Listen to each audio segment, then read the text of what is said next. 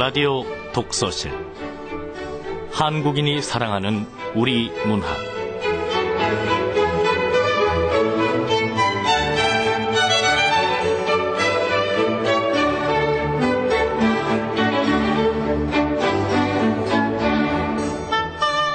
안녕하세요. 아나운서 김경란입니다. 빼앗긴 들에도 봄은 오는가. 이상화.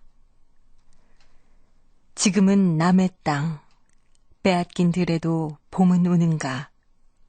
나는 온몸에 햇살을 받고 푸른 하늘, 푸른 들이 맞붙은 곳으로 가르마 같은 눈길을 따라 꿈속을 가듯 걸어만 간다. 입술을 담은 하늘아, 들아. 내 맘에는 나 혼자 온 것 같지를 않구나. 내가 이끌었느냐, 누가 부르더냐, 답답어라, 말을 해다오. 바람은 내 귀에 속삭이며 한 자국도 섰지 마라, 옷자락을 흔들고. 종다리는 울타리 너머 아씨같이 구름 뒤에서 반갑다 웃네. 고맙게 잘 자란 보리밭아. 간밤 자정이 넘어 내리던 고운 비로 너는 3단 같은 머리를 감았구나. 내 머리조차 가뿐하다. 혼자라도 가쁘게나 가자. 마른 논을 안고 도는 착한 도랑이 젖먹이 달래는 노래를 하고 제 혼자 어깨춤만 추고 가네. 나비 제비야 깝치지 마라. 맨드라미 들막꽃에도 인사를 해야지. 아주까리 기름을 바르니까 지신매던 그 들이라 다 보고 싶다. 내 손에 호미를 쥐어다오. 살찐 젖가슴과 같은 부드러운 이 흙을 발목이 시도록 밟아도 보고 좋은 땀조차 흘리고 싶다. 강가에 나온 아이와 같이 짬도 모르고 끝도 없이 닿는 내 호나. 무엇을 찾느냐, 어디로 가느냐, 웃어 웃다, 답을 하려무나. 나는 온몸에 풋내를 띠고 푸른 웃음, 푸른 서름이 어우러진 사이로 다리를 절며 하루를 걷는다.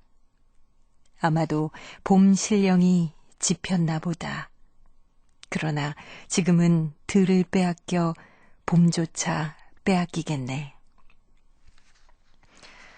네, 일제강점기 당시인 1926년에 발표된 시죠. 저항시의 대표라고 하는 이상화 시인의 빼앗긴 들에도 봄은 오는갑니다. 그래요. 어떤 이에게는 목숨과도 바꿔서라도 지키고 싶었던 그 이름, 바로 조국이죠. 우리나라, 우리 조국, 그리고 우리 땅. 우리라는 단어가 참 소중하게 다가오는 그런 날입니다.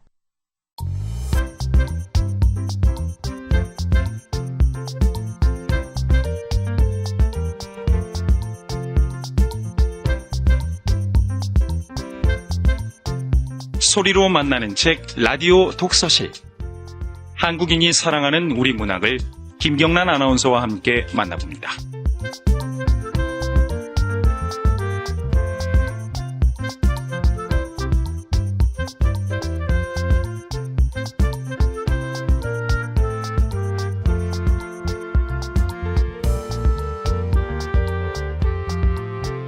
KBS 라디오 독서실 한국인이 사랑하는 우리 문학. 오늘은 선우휘 작가의 불꽃과 함께하겠습니다. 선우휘 작가는 1922년에 평안북도 정주에서 출생했고요. 지난 1986년에 사망했습니다. 소설가면서 언론인으로도 활동을 했는데요. 이 문단에는 1955년 신세계의 귀신을 발표하면서 작품 활동을 시작했고요. 또 57년 문학예술지의 불꽃이 당선되면서 작가로서의 인정을 받았습니다. 오늘 소개할 불꽃은 제2회 동인문학상 수상작이기도 한데요. 주요 작품으로는 불꽃과 망향, 쌀잇골 신화 등이 있습니다. 자, 우리 독자들은 불꽃을 어떻게 읽었는지 함께 들어볼까요? 저는 수원에 사는 이인철이라고 합니다. 이 작품은 고등학교 때 배웠는데 전후 문학의 대표작이라고 배웠고요. 불꽃이 상징하는 것? 그 동굴이 의미하는 건 뭔지 뭐 이런 걸 배웠던 것 같습니다. 예, 저는 서울시 동작구에 사는 정수미라고 합니다. 전후 소설 중에서도 어떻게 보면 우익의 입장에서 자본주의 입장에서 쓴 걸로 알고 있는데요. 내용 중에 할아버지를 죽이는 공산주의자를 가리켜서 청부업자라는 표현을 하는데 한편으로 생각하면 그럴 수도 있을 것 같다라는 생각을. 저는 경기도 부천에 사는 이범호라고 합니다. 주인공이 현실 도피라고 비판을 받았는데 어떤 싸움에도 휘말리고 싶지 않았던 주인공의 생각에 공감 가는 부분이 있고요. 또 역사라는 게 조용히 평화롭게 살고 싶은 사람들 바람과는 상관없이 흘러간다는 생각도 했고요. 분명한 것은 다시는 나라를 잃어서는 안 된다는 그런 생각을 하게 됐습니다. 누구를 위한 싸움이었고 또 누구를 위한 혁명이었는가? 일제강점기를 거치고 한국전쟁을 겪어온 분들에게는 화두가 되는 질문일 겁니다. 이 작품 통해서 나라와 조국을 생각하는 분들 아마 많으실 텐데요. KBS 라디오 독서실 한국인이 사랑하는 우리 문학, 오늘 선우휘의 불꽃 만나보겠습니다.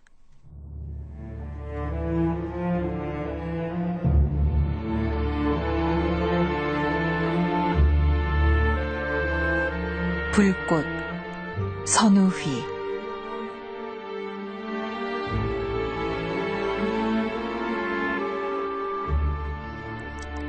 산과 산, 또 산. 이어간 산줄기와 굽이치는 골짜구니. 영겁의 정적.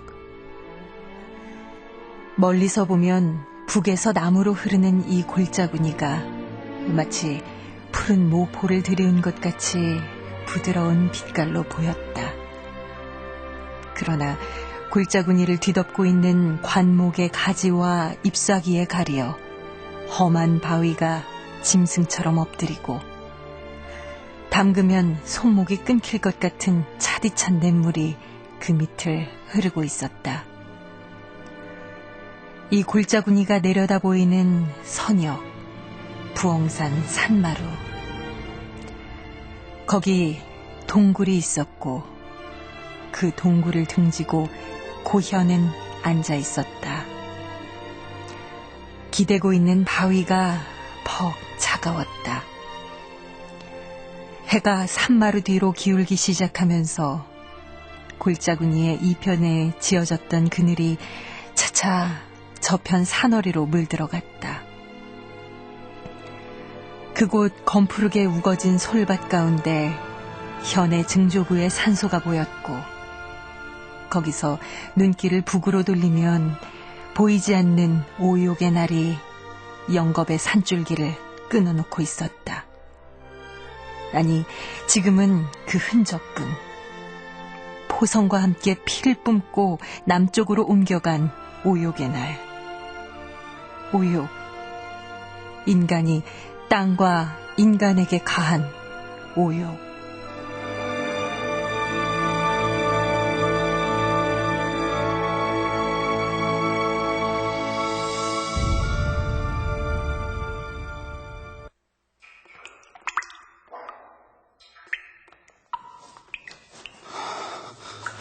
수염이 많이 자랐네.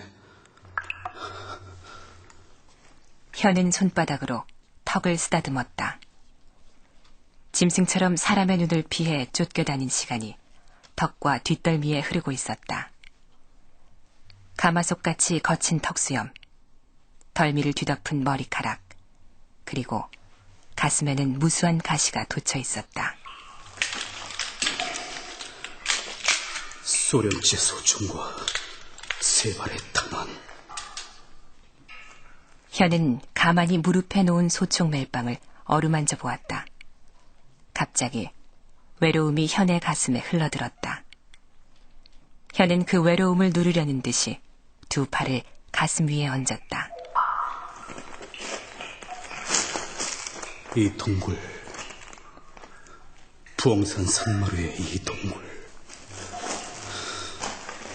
31년 전에도 내 아버지가 이 동굴 안에 있었다지. 그는 가만히 고개를 돌려 어두운 동굴 안을 들여다보았다. 31년 전, 바로 이 동굴 안에서 그의 부친이 24살의 짧은 생애를 끝마쳤던 것이다.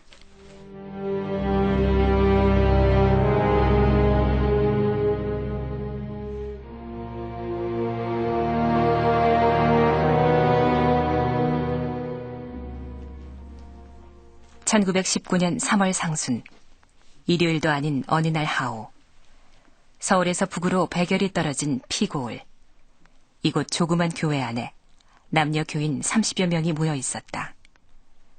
한 늙은 교인이 고개를 숙이자 여러 교인들도 자리에 앉은 채 눈을 감았다.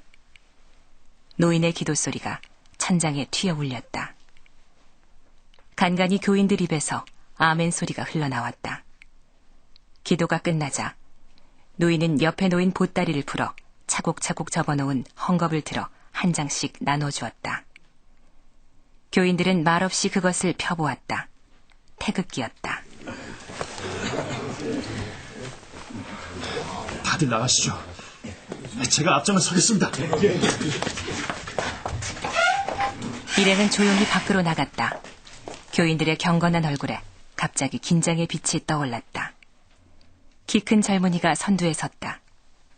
결의의 얼굴이 핀 젊은이는 번쩍 두 팔을 들며 절규했다. 대한독립 만세! 대한독립 만세! 목이 터질 것 같은 만세 소리는 더욱 높아갔다. 이때 아닌 만세 소리에 문을 열고 내다보는 군중들의 눈은 휘둥그레졌다. 어떤 사람은 놀란 표정을 하고 황급히 문을 닫았다. 어떤 사람은 저도 모르게 밖으로 뛰어나와 뒤를 따라가며 마구 미친 듯이 만세를 불렀다.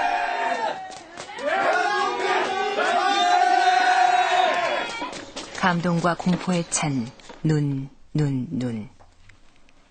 경찰서 가까운 싸전 가게 앞으로 군중들이 밀려갔을 때 만세 소리는 마치 울음처럼 들렸다. 경찰서의 담장 위에는 밀물 같은 이 군중들을 기다리는 싸늘한 총구가 햇빛에 번뜩이고 있었다. 싸전 가게에서 이 군중의 선두에 선 키 큰 젊은이를 발견한 혹부리 주인은 악하고 경악의 비명을 질렀다. 아이고, 저 녀석이, 저 녀석, 저래, 안 돼! 아이고,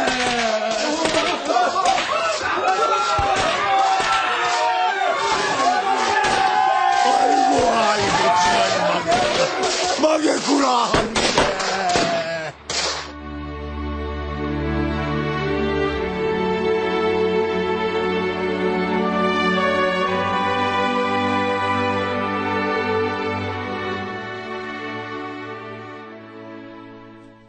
일행의 선두에서 만세를 절규하던 젊은이는 총에 맞은 다리를 간신히 끌며 친구 2명의 부축으로 그곳서 40리 떨어진 부엉산 산마루 동굴 속에 몸을 감췄다. 출혈이 심했다. 40리 길에 염증이 생겼다. 몽롱한 정신 속에 고통을 견디는 젊은이의 얼굴에는 차차 죽음의 빛이 짙어갔다. 한밤을 신음으로 지낸 젊은이는 날이 밝자 친구가 떠다준 골짜구니의 얼음같이 찬 냇물을 마시고 죽었다. 다음 날은 비가 내렸다.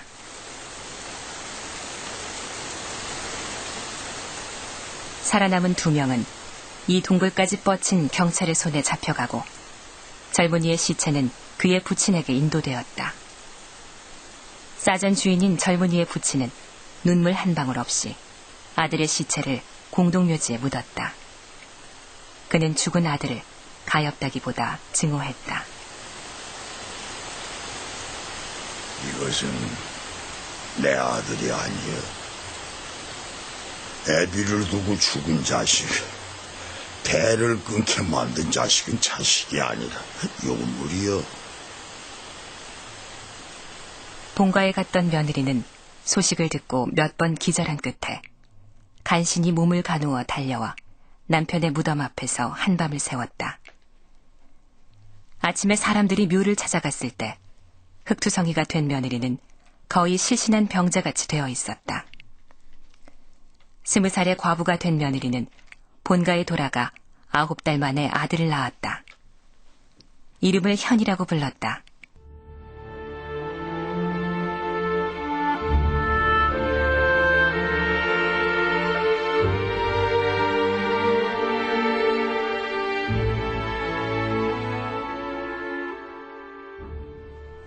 싸전 주인은 갑자기 얼굴에 깊은 주름이 패고 머리와 수염이 회색으로 변했다. 고노인이라고 불리기 시작했다. 고노인은 자라나는 현을 냉랭히 대하는 듯하면서 남모르게 귀해했다. 현이 계집애가 아니고 사내라는 데 있었다. 고노인은 아들이 죽은 다음의 가을, 비고울에서 200열이 떨어진 곳에 모셨던 선친의 무덤을 파서 뼈를 옮겨다가 부엉산에서 건너다 보이는 저편 산허리 양지바른 곳에 이장했다. 세월이 흘러 현이 17살 나던 해 봄.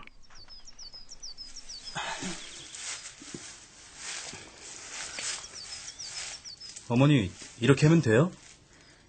그런 거야 할아버지한테 여쭤봐야지. 할아버지, 이번에는 어떻게 해요? 네 아버지한테 술은 따라드렸느냐? 네, 조금 전에 산수에 뿌려드렸어요. 그럼 그 술은 네가 마셔라. 에? 아, 저 17인데 술 마셔도 돼요? 너도 이젠 마실 나이가 되었느니라. 아유, 어머니. 할아버지가 시키는 대로 해. 네.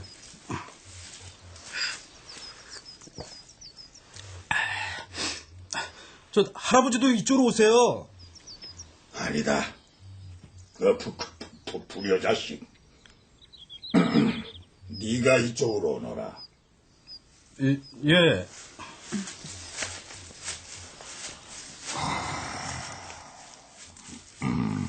자,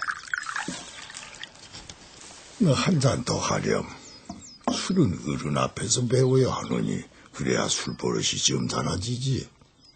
예. 요즘 젊은 녀석들은 버릇이 없어. 신학문 했다는 녀석들이 버릇이 없어 탈이란 말이야. 신학문이니 뭐니 하지만 그런 제 이름자만 쓰면 족한 것이오. 예의범죄는 명심보감 한 권이면 그만인 것이오. 그런데 할아버지는 아버지에게만 나오면 왜 불효자씨라고 하세요? 현아. 아니다. 네 애비는 불효자식이지. 천하의 불효자식이. 부모 앞서간 것도 그렇고 그놈이 야속애를 믿어서 죽어도 음복을 안 했거든. 조상을 위하는 미풍을 쳐버리고 생고집만 부리다가 그 몰골을 대고 만 것이여. 그런데요, 지난번 학교 선생님께서 우리 아버지가 훌륭한 일을 하시고 돌아가셨다고. 아이고, 어떤 그런 소리를 하든, 어? 뭐 훌륭한 일을 했어? 애비도 불효자가 이게 훌륭하다든. 네 애비 청상과부 만든 것이 훌륭하다고 하든, 어? 그렇지만 나라를 찾으려고 한 일 아닌가요? 나라? 그놈의 나라가 뭘 하는 나라라고 하든, 응? 표수라는 놈들만 버티고 앉아서 백성들 것을 모조리 훑어가고 안 내면 볼기나 치고, 응? 그런 놈들의 나라가 무엇이 아쉬워서 도루 찾느니 뭐니 야단 법석들이여 그래. 응? 그리고 언제는 나라가 사람 살렸다고 하든. 그저 세상 형편에 따라서 제주목으로 제일 처리해야지. 믿을 것은 자기밖에 없는 것이. 딴 녀석을 위해서 손가락 하나 까딱할 것도 없고 손톱만큼이라도 남의 도움 바랄 것도 없어. 제 몫으로 제 살림 해야지.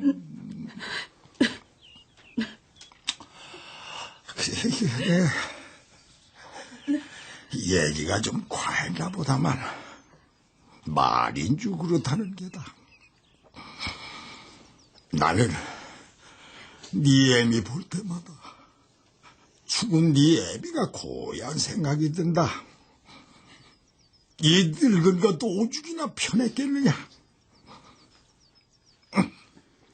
네, 요즘은 도무지 석중 때문에 요동을 할 수가 없으니.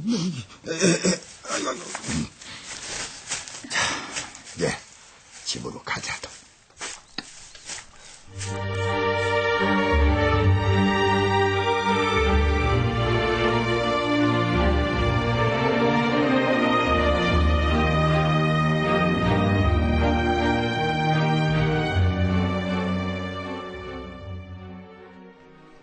학교를 졸업한 현은 여학교 선생이 되었다. 1945년 8월 15일, 비고울에도 해방의 기쁨이 찾아왔다. 몇 갈래의 소용돌이 속에서 비고울은 38선 이남으로 책정이 되었다. 사회의 혼란은 더욱 조장되고 대립은 첨예화되어 갔으나 학교의 울타리 안은 그래도 그 권외에 놓여 있었다. 그러나 언제까지나 학교만을 남겨두지는 않았다. 가을이 와서 교사를 증축하게 되었을 때 상서롭지 않은 한 가지 문제가 생겼다.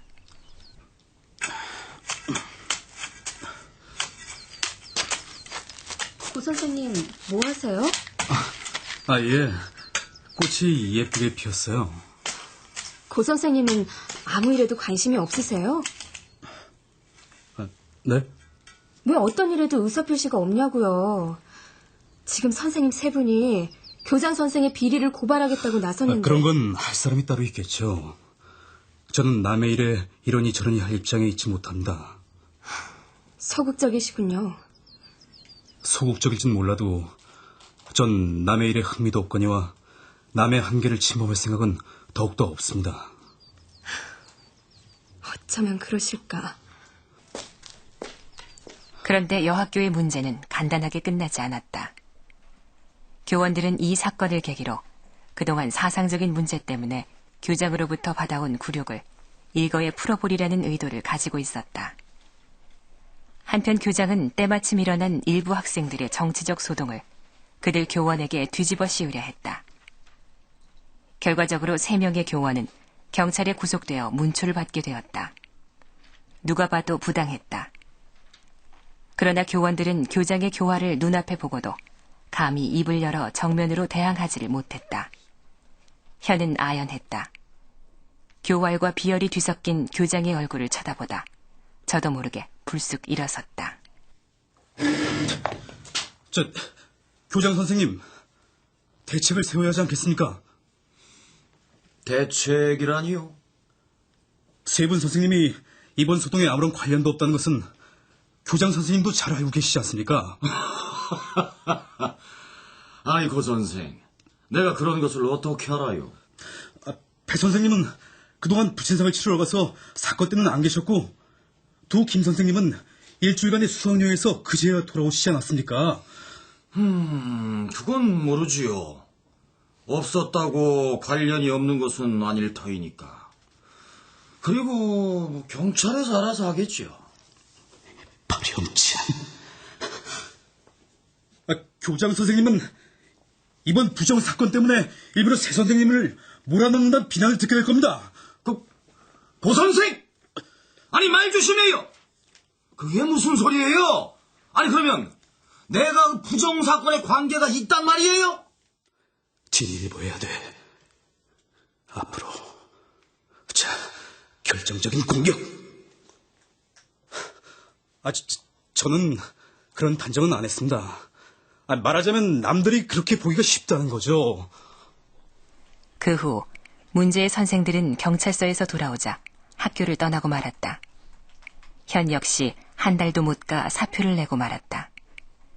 집으로 돌아온 현을 보고 어머니는 아무 얘기도 없었다. 할아버지는 쯔쯔 혀를 찼다. 관운이 없군. 그것도 팔자 소환이지.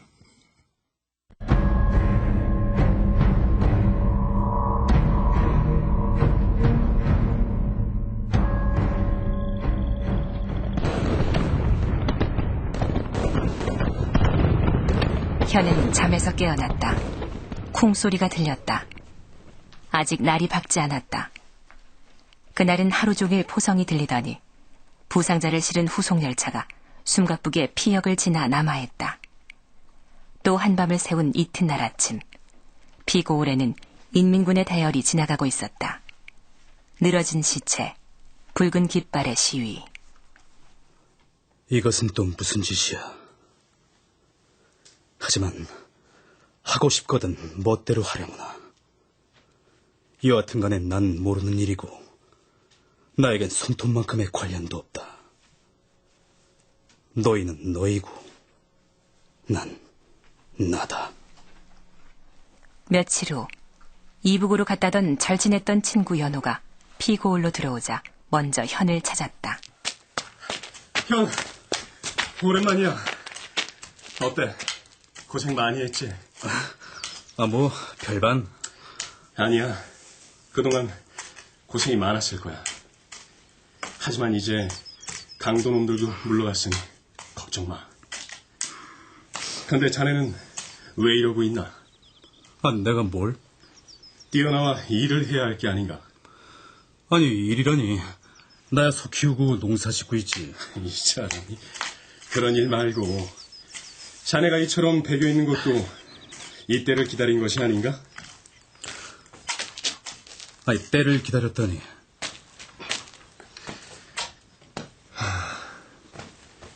혹시 자네 굿이나보다 떡이나 먹을 셈인가? 떡은 둘째치고 굿을 볼 흥미조차 없네. 나 원래 이런 놈이 아닌가. 부탁이니까 날 이대로 가만히 버려둬주게. 버려두다니. 자네야말로 열성적으로 일해야 할 사람이 아닌가. 자네가 오기 전 길에서 어떤 젊은 군인의 시체를 보았어. 나보다도 10년은 어려 보였어. 어째서 그가 이 길가에서 이처럼 생명을 잃어야 했는가 의문이 들더군. 물론 사람이 죽는다는 건 유쾌한 일이 못 되지. 하지만 피의 대가 없이 어떻게 혁명의 성취를 바랄 수 있겠나? 누구의 피? 누가 흘려야 하는 건데? 그거야 혁명을 가로막는 원수들의 피, 그리고 혁명에 바쳐지는 인민 전사들의 고귀한 피. 하지만 더 많은 원수들의 피가 요구되지. 새로운 희망 프롤레타리아트는 그 시체를 넘어서 전진해야 하는 거야. 전진? 어디를 향해? 도대체 그처럼 많은 시체를 넘어서야 하는 혁명의 목적이란 무엇인가? 연호는 멸시와 동정이 뒤섞인 눈으로 현을 쳐다보았다. 자본주의 사회의 혼탁 속에서 갈피를 못 찾고 허우적거리는 푸티브르의 퇴영. 그는 현에게 혁명가들의 영웅적인 고난과 자기 희생을 얘기해 주려고 했다. 혁명가들의 자기 희생을 생각해보게. 어째서 그것이 자기 희생인가? 누가 그것을 청탁했던가? 이보게 현! 누구한테서 무엇을 받았다는 거야? 되레 응당 받아야 할 것을 오래도록 막아온 것은 다름 아닌 청탁 없는 그들 정부업자들이지. 뭐? 정부업자? 그래, 정부업자. 각기 제 생명을 타고난 인간들은 그것이 어떻게 초라하든 간에 모두 자기의 세계를 가지고 있는 법이야. 그것은 누구도 범할 수 없지. 그들은 결코 정부업자들의 연기에 동원된 엑스트라는 아니거든. 자네 분명 후회할 날이 올 거야.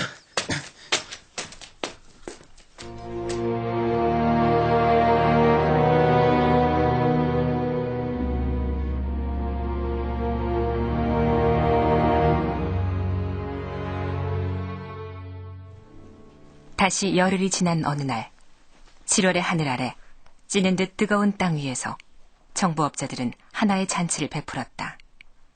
피고울 중앙 내거리에서 열린 인민재판. 연호는 그 자리에 현을 불렀다. 현에게 피를 보이고 그 반응을 보고자 한 것이다.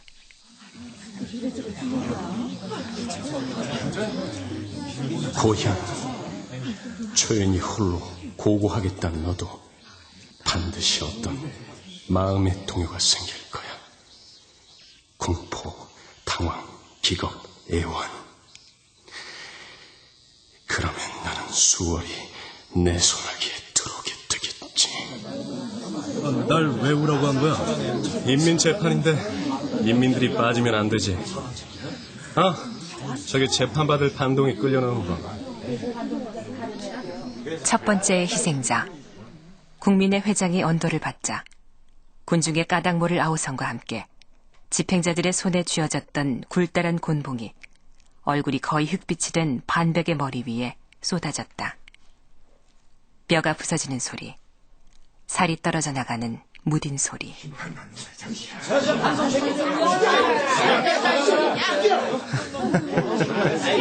인민들이 분노하고 있어.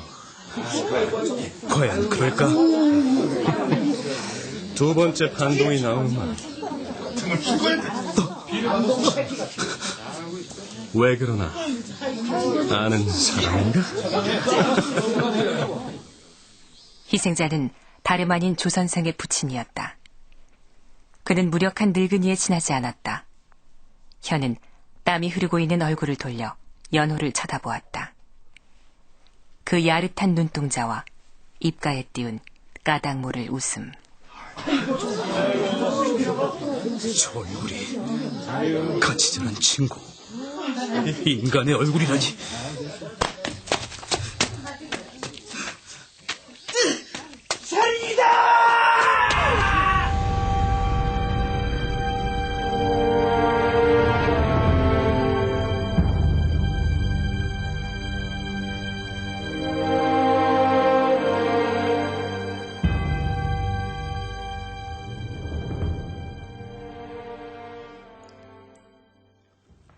내가 무슨 짓을 했었지? 아, 그래.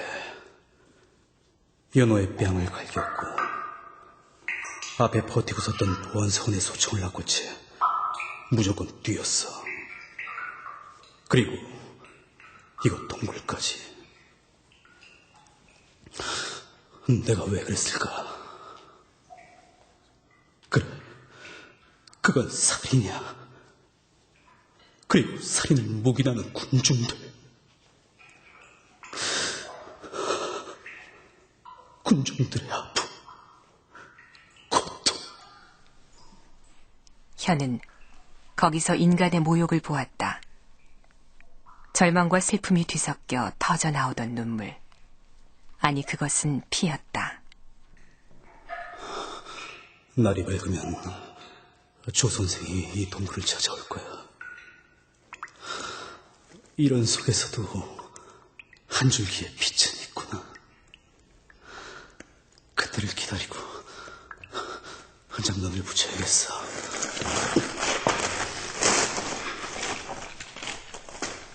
현은 흩어진 풀을 모아 깔개를 하고 누웠다.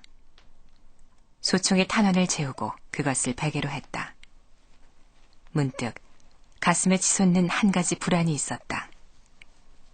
조선생과 헤어져서 마을 어귀를 지날 때 방앗간 밑에서 자기를 응시하던 한 젊은이의 시선을 느낀 것이다.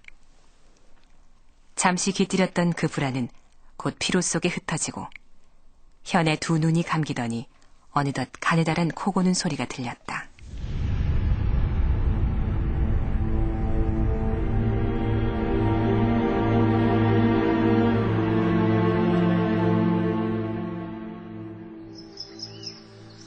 골짜구니에 드리운 안개를 가리며 핏빛 같은 태양이 솟아올랐다. 흩어진 안개가 천천히 동굴을 향해 기어 올라갔다.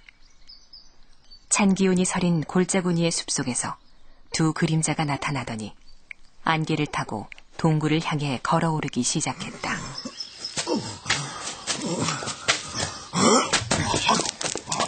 똑바로 그러시오. 수작 부리지 말고.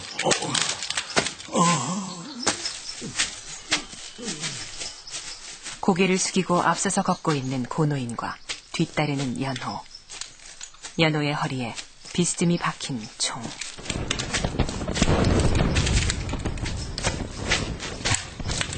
도대체 전쟁은 언제까지 계속되는 거야?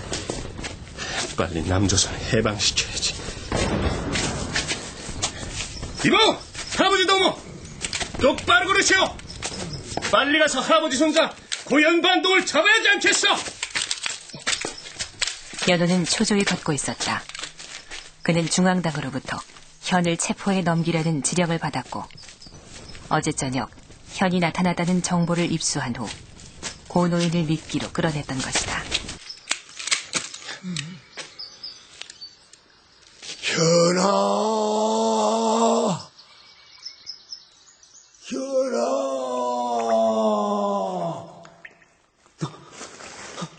할아버지. 고영! 너 그 안에 있는 거 다 알아! 얘기해, 빨리! 현아, 내 말 듣거라. 네가 내려오기만 하면 선생님들도 모두 용서해 주신단다. 현아, 걱정 말고 내려오너라. 고노인은 얘기를 끊고 현의 대답을 기다렸다. 견디기 어려운 침묵의 순간 대답 없이 현에 내어졌던 얼굴이 바위 밑으로 사라져버렸다. 고노인은 한 발자국 발을 내디뎠다.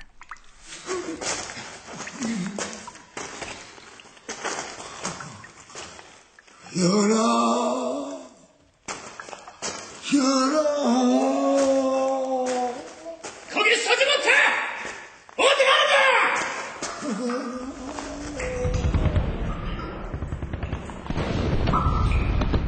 고노인은 멈칫 그 자리에 섰다. 이제 자기의 생애는 이미 지냈다는 느낌이 들었다. 노인은 선친의 묘 있는 쪽을 건너다 보았다. 그리고 괴로움을 이기려는 듯이 지그시 눈을 감았다. 나는 이것으로 족한 것. 현아, 이제 네가 살아야 한다. 현아, 너는 살아야 한다. 저 대포 소리를 듣거라. 어떻게 하든지 여길 도망해서. 할아버지!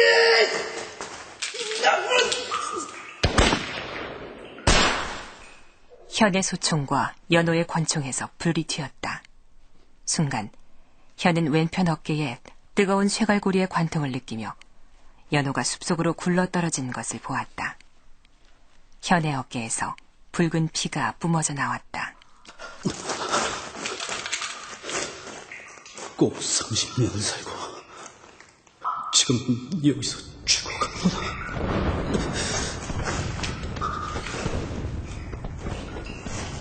아직도 밖에서는 사람들의 비명이 끝나지 않았는데 이 동굴에서 죽은 부친 그리고 할아버지 거인 같은 죄로 어머니는 어떤가? 기넬픈 노인의 몸으로 그토록 견딘 인간의 아픔. 난 비겁했어. 져야 할 책임 두려워 되지 못한 적의 변명으로 처리한 비겁. 살아야겠어. 그리고 살았다는 증거를 보이고 다시 죽어야 돼. 현은 길을 쓰는 반발의 감정 속에서 예기치 않은 새로운 힘이 움터오르는 것을 느꼈다. 그 힘이 조금씩 마음에 무게를 가하더니 전신에 어떤 충족감이 느껴지자 현은 가슴 속에서 갑자기 우직하고 깨뜨려지는 자기 껍질의 소리를 들었다. 조각을 내고 부서지는 껍질. 그와 함께 거기서 무수한 불꽃이 튀는 듯했다. 그것은 다음 차원의 비약을 약속하는 불꽃. 무수한 불꽃. 찬란한 그 섬광. 불타는 생애의 의욕. 전신에 흐르는 생명의 여울. 통절이 느껴지는 해방감. 현은 끝없는 푸른 하늘로 트이는 마음의 상쾌를 느꼈다. 광기의 정법점은 사라지고 한결같이 고통을 참고 견디온 조용한 인간들의 세계가 와야 해. 조용한 인간들의 세계. 땅에 가득 찬 이 몇백 배의 아픔. 살아서 내가 지내온 얘기를 들려줘야 해. 현은 흐려져가는 의식 속에서 자기를 부르는 하나의 소리를 들었다. 보라, 저 소리. 벌써 저기 가까워오는 그리운 저 목소리. 울음에 가까운 그 부르짖음은 차차 이 동굴로 가까워오면서 산과 산에 부딪히고 골짜구니를 감돌아 메아리에 또 메아리를 일으켜갔다. 산과 산, 어디까지나 이어간 산줄기, 굽이치는 골짜구니. 영겁의 정적은 깨트려지고 거기 새로운 생명이 날개를 치며 퍼덕이기 시작했다.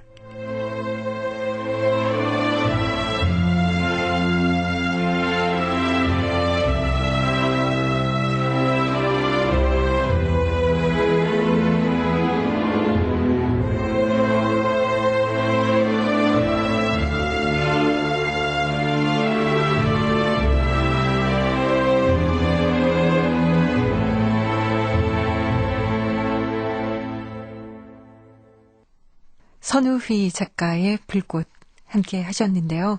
충북대학교 국문과 이익성 교수님 모시고 이 작품에 대한 이야기 함께 나눠보겠습니다. 안녕하세요, 교수님. 네, 안녕하십니까. 네. 이익성입니다. 네, 반갑습니다. 저희가 이제 오디오북을 통해서 불꽃을 만나봤는데요. 이 불꽃은 3.1운동부터 한국전쟁까지 우리나라의 그 근현대사를 그린 전후소설이라고 할 수 있잖아요. 이 작품 소개 좀 해주세요. 이 작품의 주요 내용은 크게 두 가지 측면으로 나누어 설명할 수 있는데요. 네. 첫 번째 내용은 주인공 고현이 피신해 있는 동굴에서 공산당원이 되어버린 고향 친구 연호와 총격을 벌이는 장면과 관련된 것입니다.